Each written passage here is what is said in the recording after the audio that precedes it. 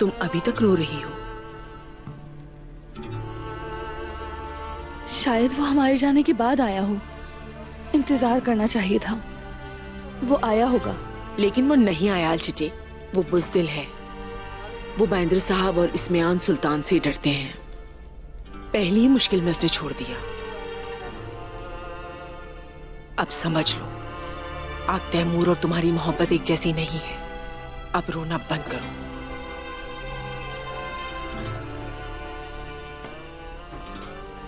मैं ऐसा नहीं कर सकती।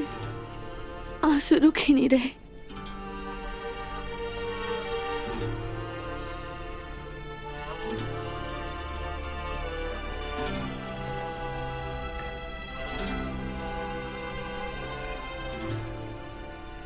कभी कभी आप इसे नहीं रोक सकते।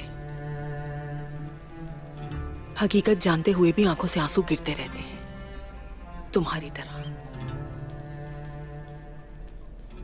मालूम था कि तुम भागने वाली हो, लेकिन फिर भी मैंने जाने दिया।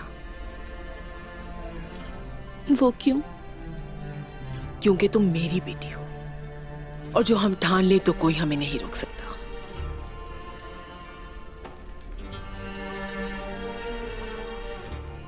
काश आप मुझे रोक लेती। आप मुझे रोक लेती ताकि मैं इस दर्द से ना गुजरती। इससे कोई फर्क नहीं पड़ता मेरी बेटी।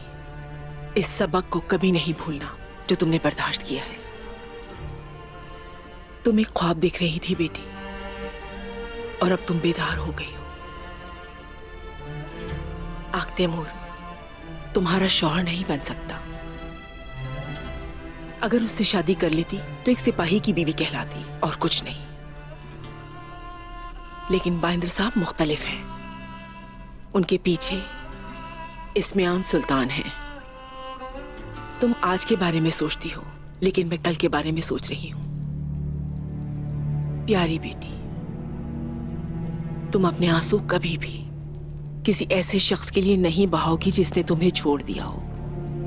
अगर कोई तकलीफ दे तो तुम उन्हें तबाह कर दोगी। तुम एक होशियार लड़की हो अलचिचेक।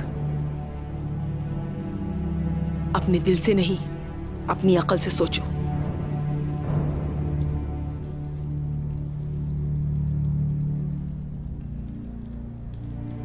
अब जो आप कहेंगी वो मैं करूंगी। बाइंदर साहब से शादी करूंगी।